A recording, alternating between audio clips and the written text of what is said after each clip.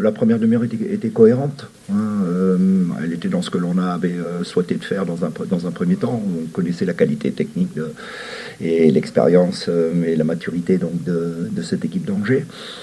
Et tout de suite dans la première demi-heure, en effet, alors en toute honnêteté, hein, le but il est très heureux. Je vous avoue que je ne l'ai pas vu parce que j'étais en train de discuter avec mon adjoint. Je ne l'ai pas vu, mais je pense qu'il est très très heureux.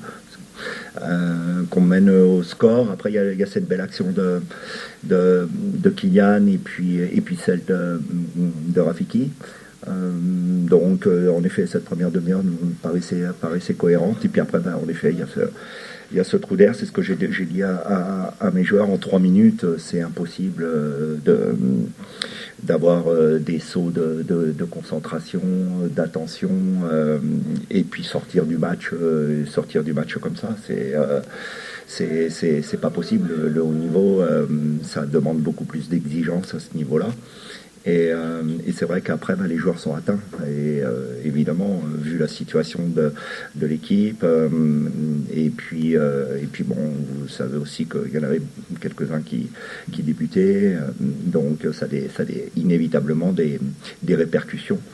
Je pensais que à la mi-temps, comme j'aurais dit, c'était de gagner cette deuxième mi-temps, de mettre au moins ce deuxième but pour voir comment allait réagir cette équipe d'Angers, parce qu'on a vu qu'on était capable de la mettre en difficulté.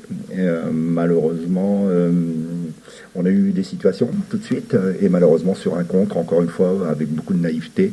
Ce sont des buts très naïfs que l'on a pris. On prend ce quatrième, et là, en effet, c'est complètement, c'est fini. Et puis, les joueurs ont été atteints, évidemment, par ce quatrième but en juin.